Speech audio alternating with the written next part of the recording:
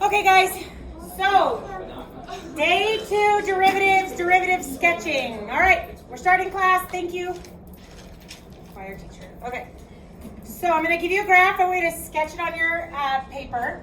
Sketching, my sweet, sweet calculus students, does not mean things need to be perfect, okay? All is well.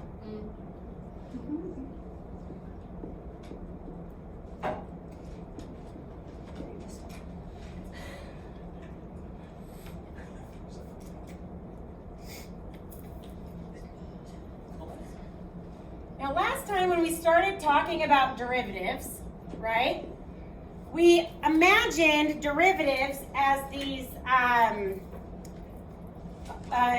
of single points, right? I'd go to a single point. Maybe I go right here. Maybe that's my point at x equals -5, okay? And then I kind of sketch what I think my tangent line would look like there, right? And then I say, okay, I want to know, is that going to be a positive slope, negative slope? And we kind of thought about them individually, right? So today we're going to build on that, okay? Now, last time, all I really had you do is say, take a look at that and tell me, kind of order the slopes of the tangent lines. And you would have told me that's probably the smallest of some of the ones I could ask because that's a really big negative number, right? But what if I actually wanted you to estimate the value of the derivative at x equals -5 there? So then that's me asking you to estimate the value of the slope of that red line that I drew, right? Okay, so what would that be? Take a guess. -4. Okay, great. Okay, it's an estimate, it doesn't have to be perfect, okay?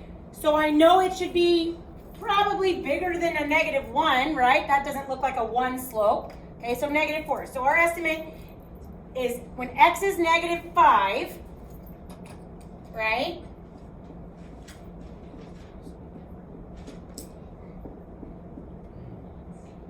Okay, that the slope at that point is at -4. Okay, that was my guess. Now let's do another one. Okay, what if now I want you to estimate what the value of the slope, this green line, if I draw the tangent line at x equals -4, what do you think the value of that slope is? Okay, -3. Could have been -2. Back off. Okay. Okay, I'd like you to continue this process for all the integers between -5 and 5 for this graph.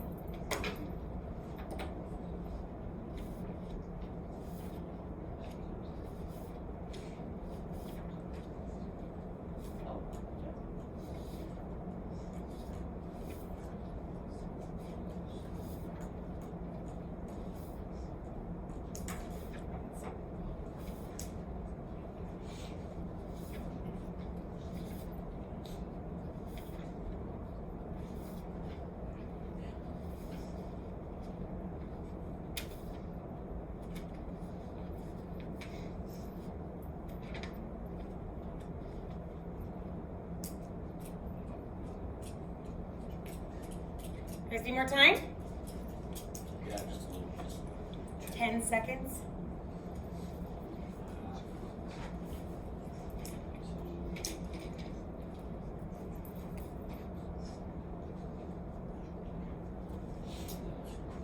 Something like this, right? Good? Okay, I'm going to have you do exactly the same thing for 2 more graphs. And then we're going to talk about them all together.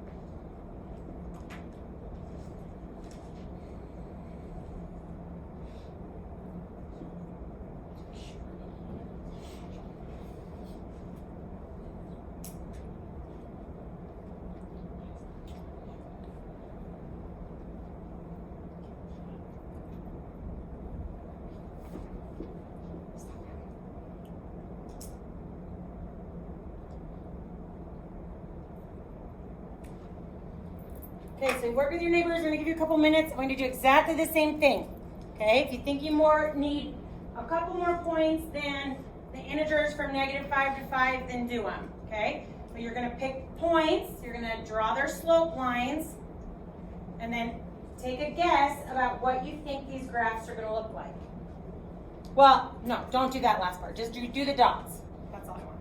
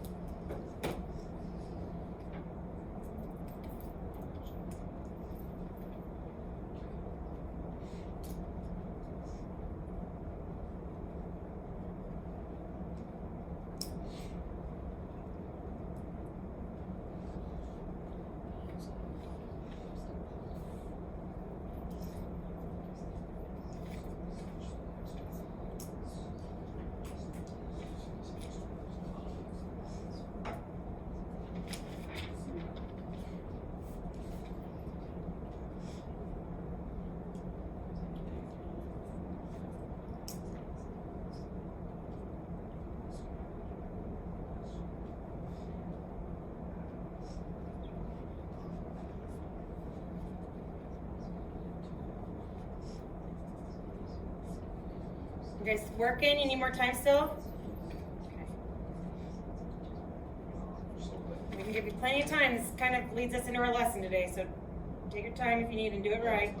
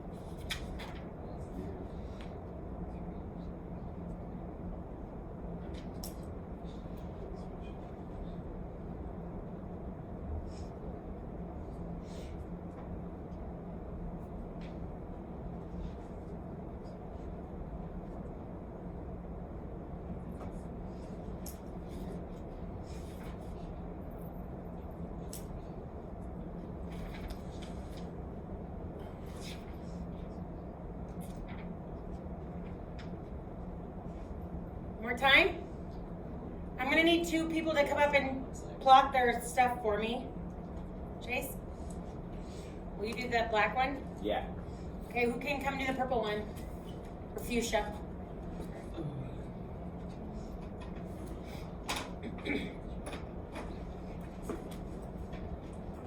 Thank you. Just needs to be a sketch. Do you want like a line or just? I just want the dots. Oh, okay.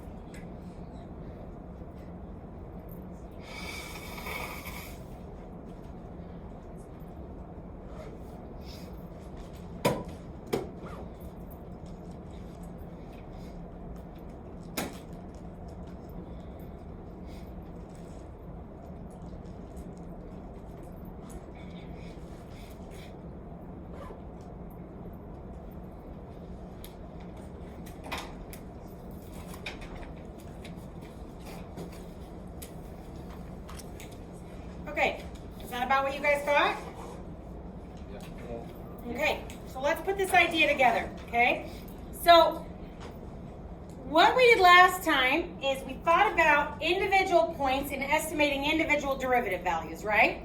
So today, how we're going to build on that is we're going to start imagining a collection of these. Now, let's say I decided these weren't good enough sketches, and I said, okay, so to get a better sketch, I want you to do the exact same process again, but instead of every integer, I want you to do every tenth of an integer from -5 to 5. Well, there's got to be a quicker way to get a good sketch, right? I mean, that's just not efficient, right? And that's what math is. We stopped doing addition and tried and moved to multiplication because we wanted efficiency. We wanted a shortcut once we get a rule, right, or a pattern, okay?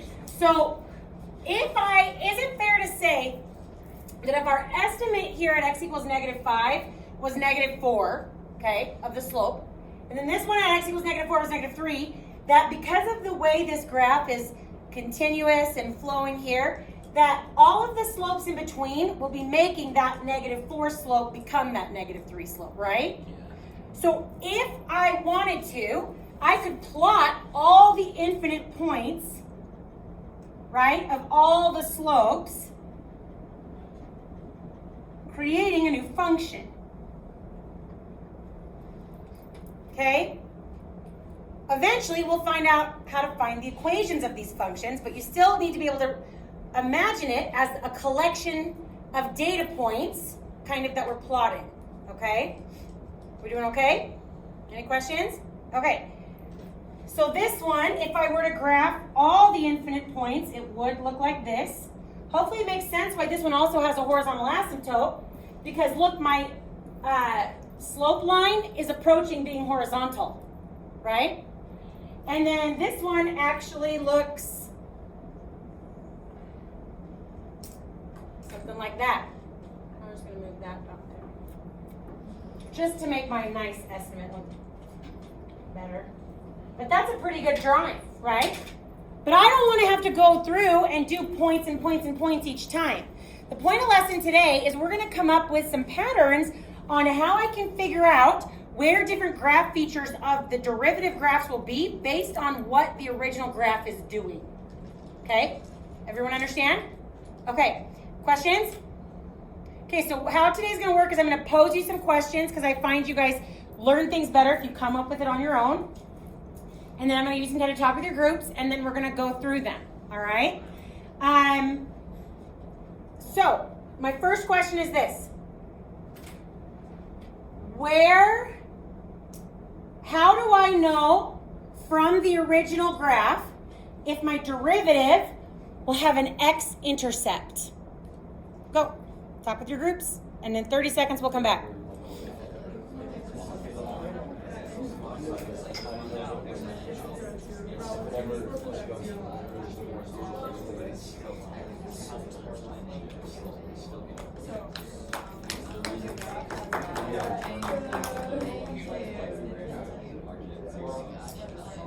Oh yeah.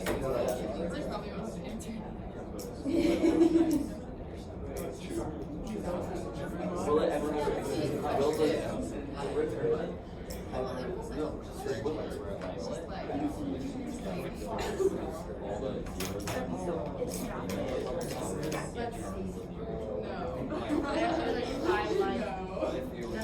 Okay, let's come back together. Okay, anyone think they have an idea? How do I know, based on the original graph, when my derivative will have an x-intercept? Go ahead. Based on the original graph, it's your relative minimums and maximums. Okay. Okay, what's our vocab word for relative minimums and maximums? Relative extrema, or what's our other vocab word for it? Turning points. Good, you got it. Okay, get out your ultralavas. You're going to start a new table. Very important.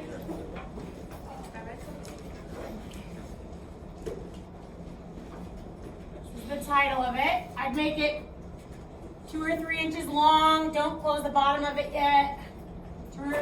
2 or 3 inches long, depending on how big you write. By long, I mean wide. I don't know why I'm saying long. Wide. Okay. Okay. So So this box is going to represent our f of x, our original, also known as our y, also known as position. For our physics friends, which are all of us, all do physics when you're in calculus. This column is going to represent our f prime of x, or our dy dx, or our velocity. Third column is going to remain a mystery for now. Okay, so the first column is representing our original graph, and then the second column is going to represent things we know about the derivative based on our original graph. Okay, so this first thing, now hold on. Are all of these polynomials over here in our examples? That's a polynomial. The patterns we put here work for all graphs, not just polynomials. Okay? So we got to get out of polynomial land here. They're too nice. Okay, so our turning points, which are our relative extrema, our x-intercepts. We kind of started talking about that last time, but we called them the zeros, and now since we're graphing, remember zeros are the same thing as x-intercepts.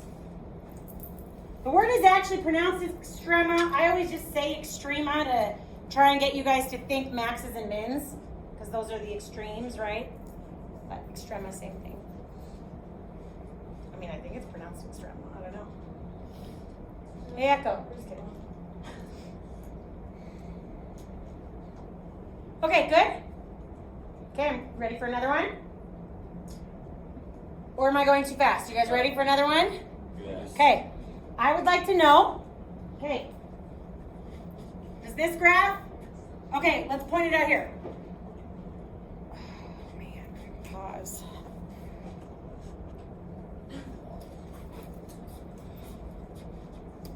Relative and absolute, extreme, x-intercept, right?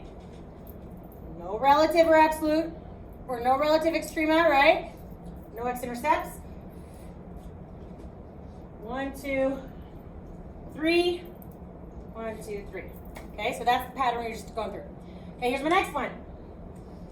This derivative graph has no extrema, right? Relative extrema. Or absolute, I don't know how to clarify. Neither does this one, right? That one does. How do I know? Okay, use vocab from yesterday. I want you to chat with your neighbors and decide, how do I know how can I use the original graph to tell me where the extrema will be, or how many there will be of the derivative graph? Okay, go ahead.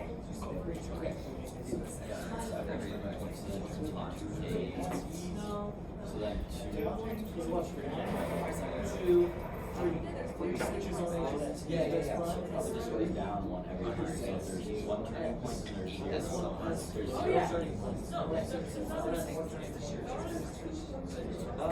So if you look at the first one,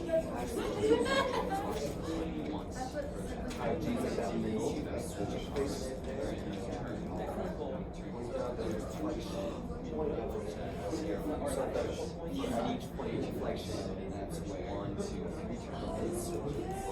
So that's where the right one is behind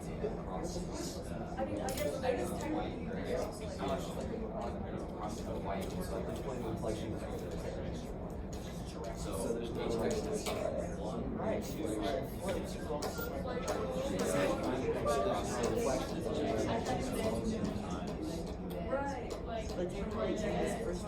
A triad.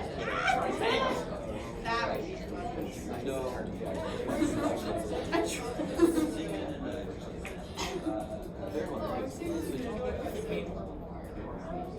No, because it's not switching. Oh yeah, so that's the next example. yeah. More time, or or we got it, or what? We're good. We're good? Okay, let's come back. Okay. Anyone? from yet today think they got something? Good. At the point of inflection on the original graph, it switches. Sorry, the function switches, like it's what's the word? Such a toothache. Concavity. Yeah, concavity. Yeah. Its concavity switches, and so Okay. that's where the extrema is because that's where its slope is switching. I agree. I was trying to give you a hint. My toothache. See that now? Okay, how many points of inflection does this graph have? None. No extrema. How many points of inflection does this one have? Zero. No extrema. How many points of inflection does this one have? 2. Here and here. 2 extrema. He's correct. Now I want to be more specific. Okay, you ready now? Here's my next question. How do I tell from the original graph if the point of inflection will create a relative max or a relative minimum on the derivative graph? Do I need to say it again or you got my question?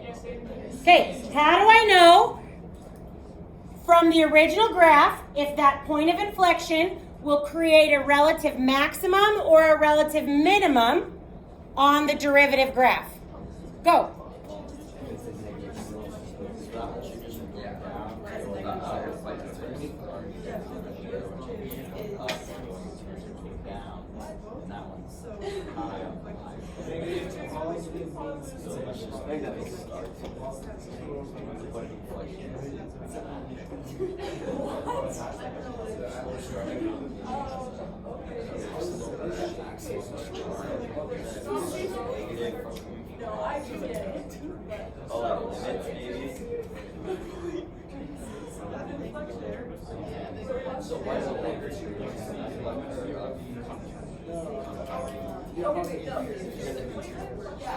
It's because the concavity is the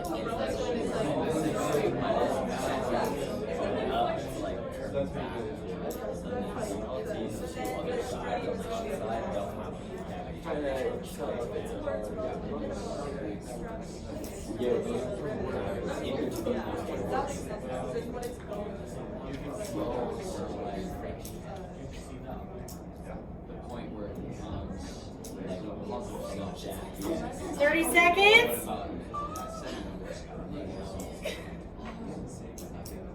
Yes, there's 2.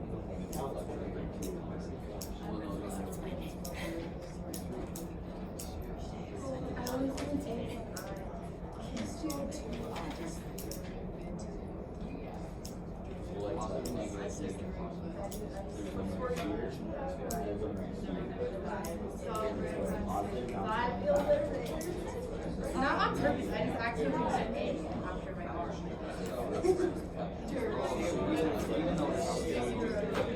It's like, I after the R, I wrote it an A, I'm like, that's not right.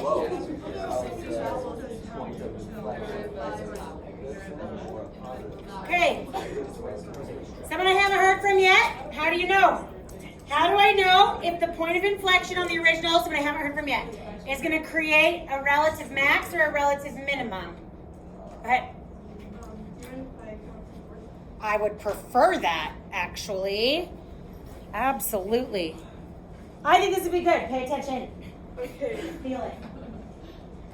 so words. Yeah. So depending on if the function Yeah. has I like it. a negative slope or a positive slope, it's going to result in either a relative min or maximum, the negative being the minimum because it's going to be a lower value, positive being the relative maximum because it's a positive value. What do we call that? When a part of a graph has a negative slope, what's our vocab word for that? Decreasing. Yeah, perfect. And where the point of inflection is on the x-axis, that's going to be like the same x-axis as the concavity. Good job. Hopefully that makes sense. Look, this point of inflection here, you guys, let's talk about it a little bit. Great job. This point of inflection here is on an increasing portion of the graph, right? I'm hoping that's going to start really making sense why that's creating a maximum. If I look here, right, you guys said this slope is 0, horizontal tangent line, right? If I start getting bigger in a positive direction, those slope values, steeper, they're getting bigger, right? But then as soon as I turn, it starts getting smaller again. So that point of inflection has to be where the maximum slope is. Make sense? Love it. Okay. Where my graph is, okay. I was like, where are we at? Point of inflection is the relative extrema. Okay? When the person of interest, just kidding, point of inflection is increasing, it's going to create a maximum.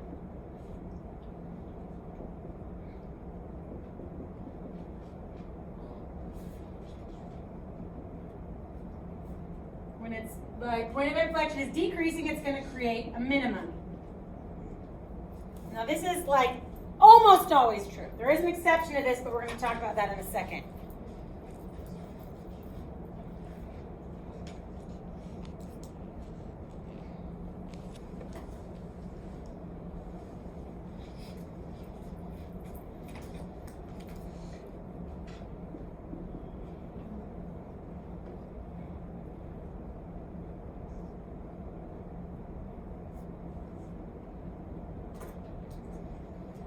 Copying that over so I can get it all in the same frame.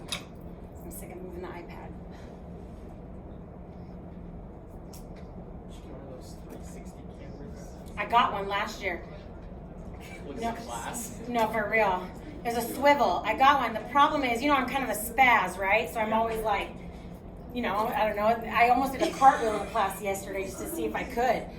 Okay, but so as soon as you lose line of sight from the badge thing you put on there, it turns off. So yeah, it became like $1,000 easel.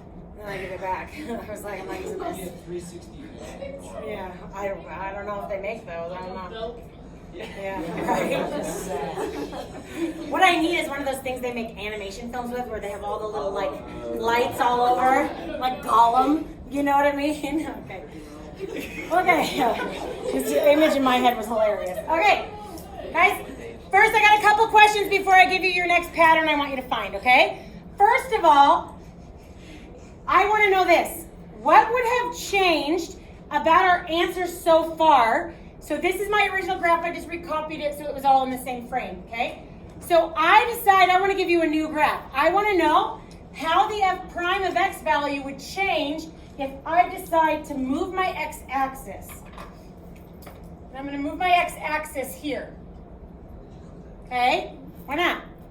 What changes here? Why nothing? Because the slope is the same. Slope is the same. I didn't change the shape of the graph. The slope is not changing, right? So any of these I can take. There might be vertical shifts going on, right? But it's not going to change the shape of the graph. That should help you realize why these rules are going to work, because they're based on the slope, not the shape. They're based on the shape and slope, not the vertical shift or whatever, okay? Now, there is an exception to this rule, and I want you guys to see if we can figure it out. So what if I had another graph, okay, and it looked like this?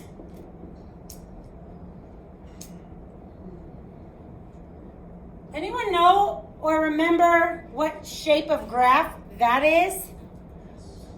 It's a cube root. It's a cube root. So, cube root of 8 is 2, right? Cube root. Okay? It's absolutely a function still. Okay, I just couldn't tell the. Yeah, but it goes super vertical, right? So, if I'm looking at this, okay, so let's just start with our pattern with what we were doing before. If I were going to guess about what the slope there is, it'd be a really small positive number, right? Okay, so maybe here.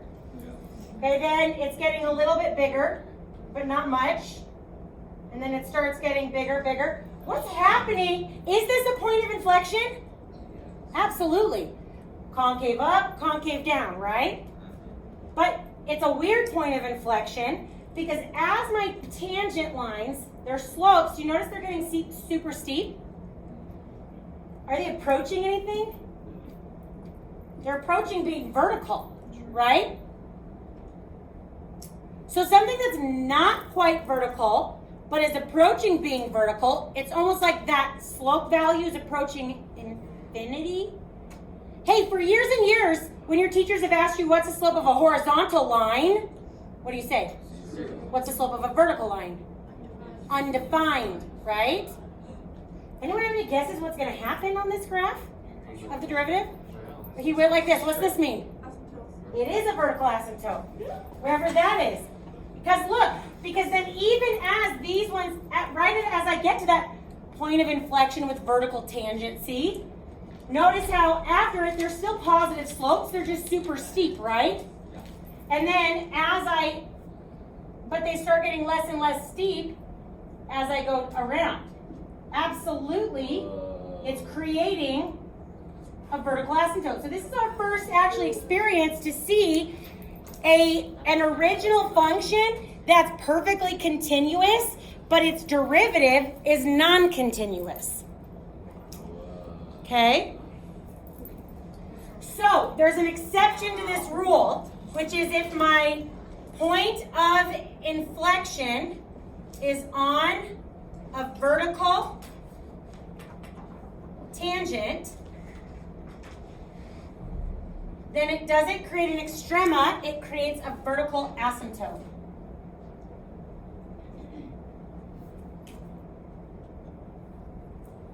Okay?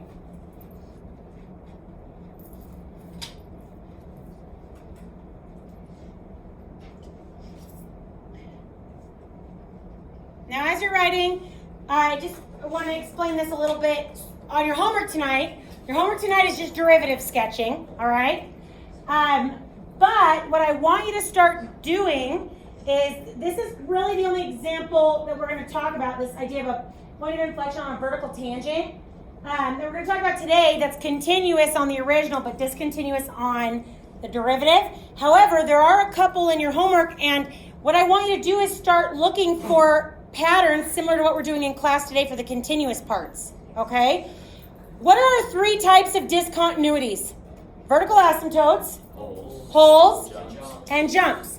So as you go through your homework tonight, as you're sketching, don't just look at each problem individually. Also step back and be like, oh, all of these ones ended up with a vertical asymptote. All of these ones ended up with a hole. And we're going to put it all together next time, but I want you to start thinking about ideas on how I could know from the original when there's going to be a discontinuity on the derivative and which one, okay?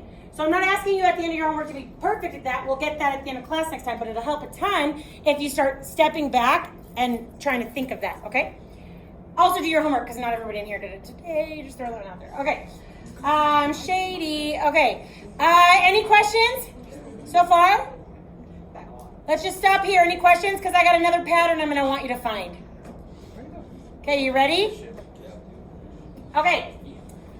I would like to know how I knew to draw this derivative all above the x-axis.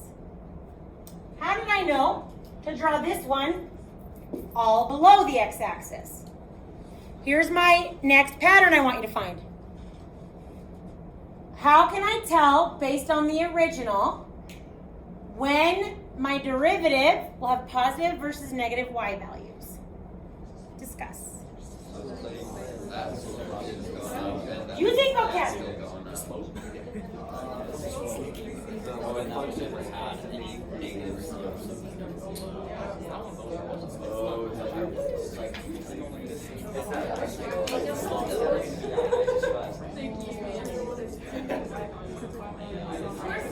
Let's go.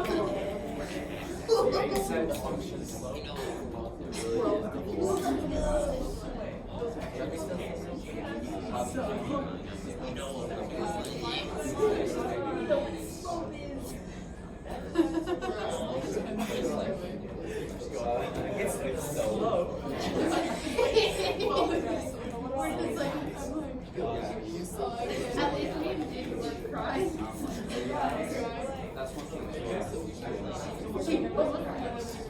Our eyes are not swelling. Yeah, I'm rolling there.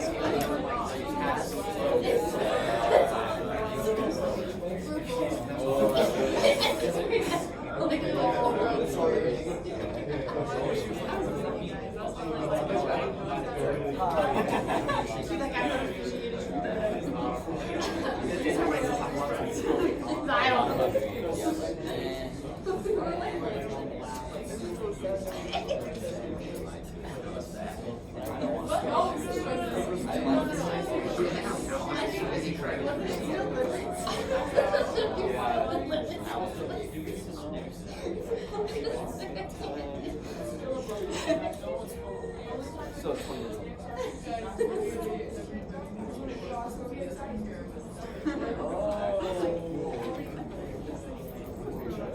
Need more time? No? Okay. Hey, someone I haven't heard from yet today. I want a new participator. Maybe from this third of the class. Can we have Chase Durham to the attendance office for checkout, please? No. Thanks. What did you say, Laura? No. Of course, Kelly. Thanks, hon.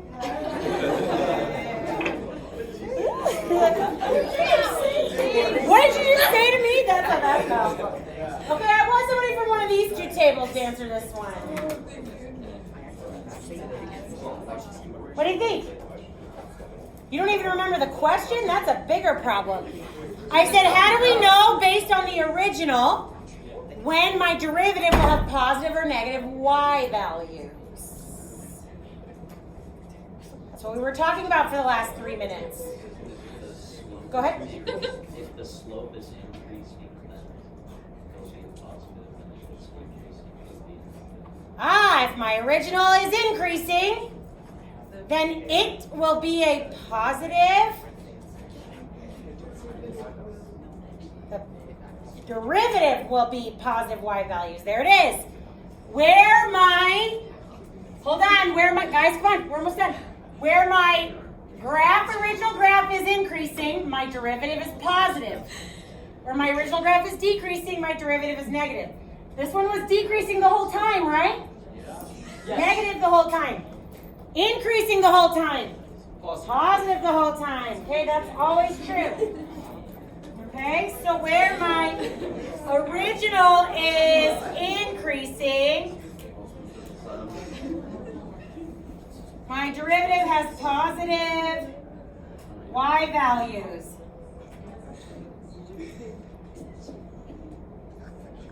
Decreasing, negative y values.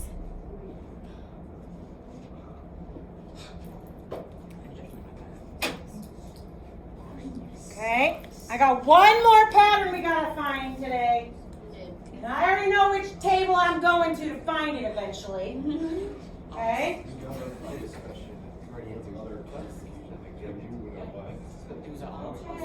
I'm just saying, if your basketball coach tells you to dribble, do you practice your layups? I do, actually. Well, then that's a problem. Okay. All right. Last one. Last one.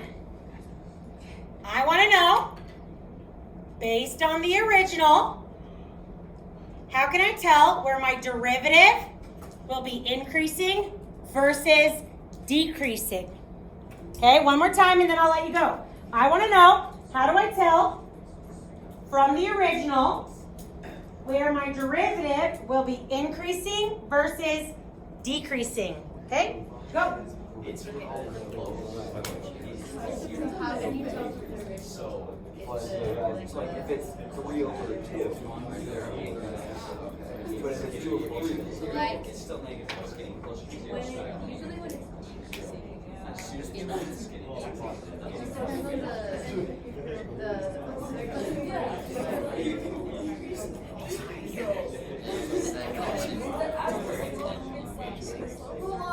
depends on the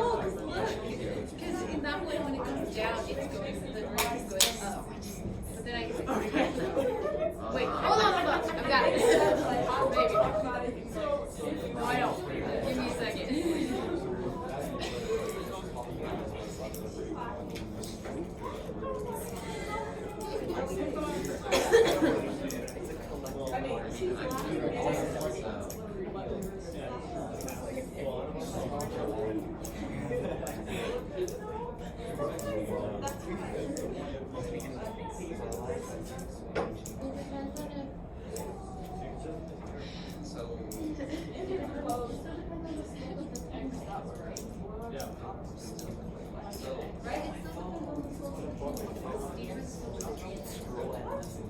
Depending on the direction. I don't know how to. I know what I need. But I don't know how to place it. Because like it says slope. It's a buffer. Yes, Kaylin, yes. More time? Hold on. Hey, I want some vocab. Think about vocab from last class.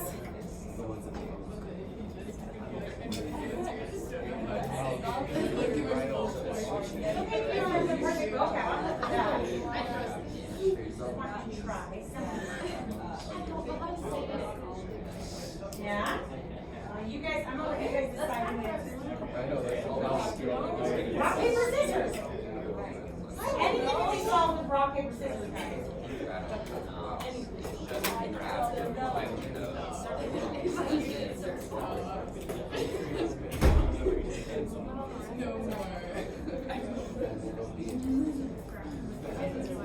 Okay. Come back together. Okay, gentlemen? Okay, we said that if it's increasing, like on the original, towards the point of inflection, it'll be increasing. Okay. If it's increasing, The original.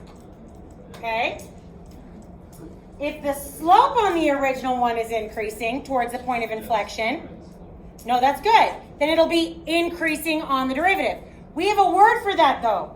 When the slope is increasing, what shape is that making? Not exponential. My tooth is just like... Something about concavity? What? Oh. When a slope is increasing, what shape of the graph is it? Concave?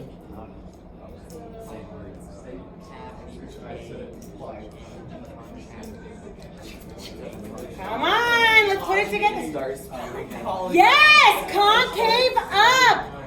I didn't hear it. Slope is increasing. Look, guys, even this one, which is concave up the whole time, its slope is increasing the whole time. Because remember, negative big numbers are smaller. Negative a million is smaller than negative 1. Okay? Look, negative big numbers. Right? Going down, that means its slope is increasing. Increasing slope is concave up. Always. Concave up, increasing. Concave up the whole time, increasing the whole time. Concave down, decrease. Concave up, increase. Concave down, decrease. Concave up, increase. Concave down, decrease. Always true. Good job. That is what I said, just not with the vocabulary. It never is. You said it's. I said it. Maybe it's He's so cute.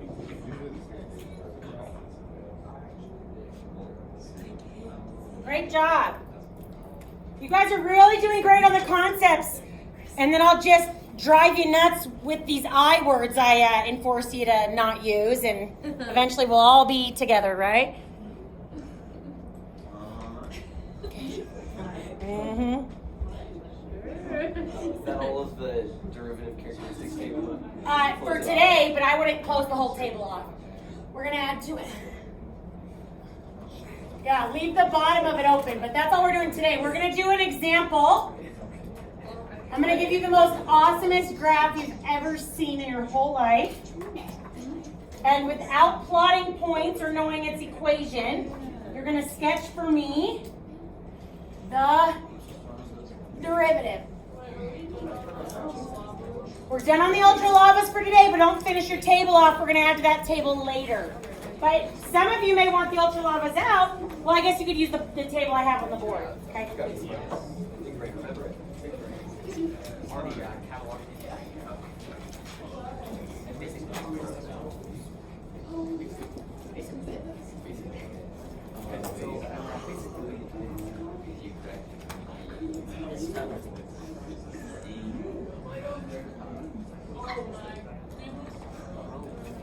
Wait, that's the actual graph? Yeah. Not the. I don't know if there's an equation that exists that make that. I could probably. Who knows? It doesn't matter.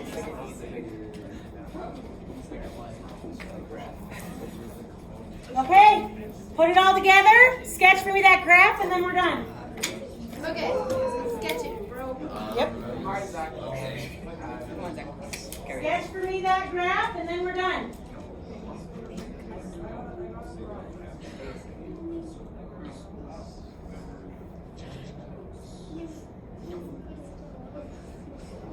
Okay.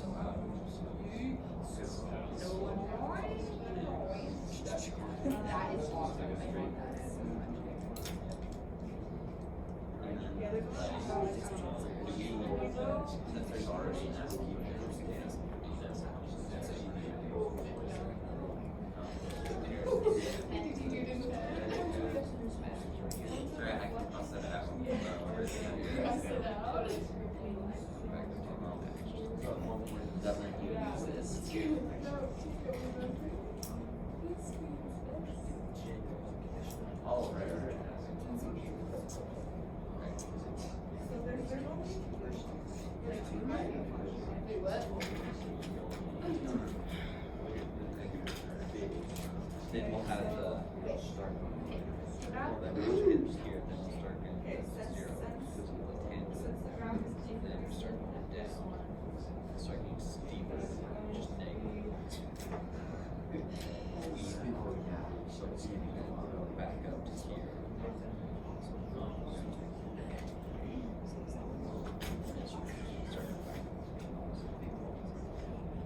So it's going to be still positive, so it's going to be going positive. And then it's going to be going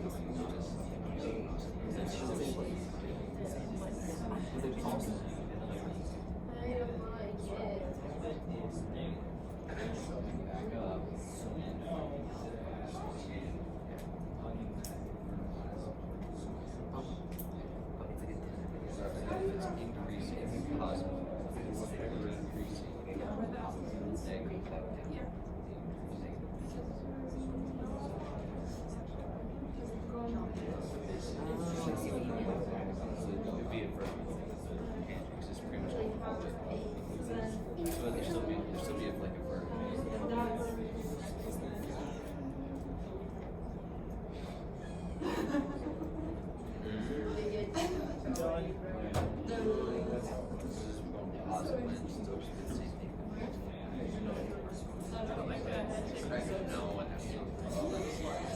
Anybody done and confident enough they want to give the sketch on the board? I'll sketch it all. That's all right.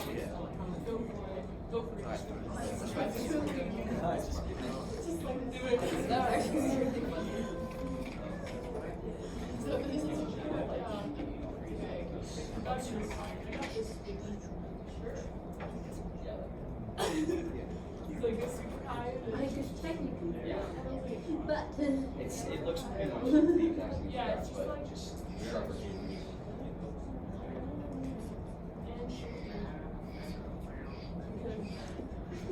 A little more. Oh, yeah.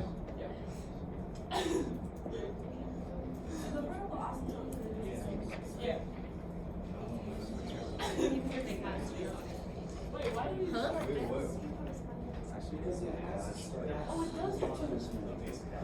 It's so close. It was very, very close. The last bit. It needs another vertical asymptote. But you're doing great. So our vertical tangent point of inflection here. So it looks perfect until about, Draw eraser line. well, but then the asymptote means it has to approach the graph, right? Oh, yeah, like right there. Yeah, so it's gonna have to be like, it's super close. And then notice that was going up, but these are actually approaching 0, right? They're getting more horizontal. So it's gonna have to be something like that, and then positive, something like that. Something like that. There it is. Yeah.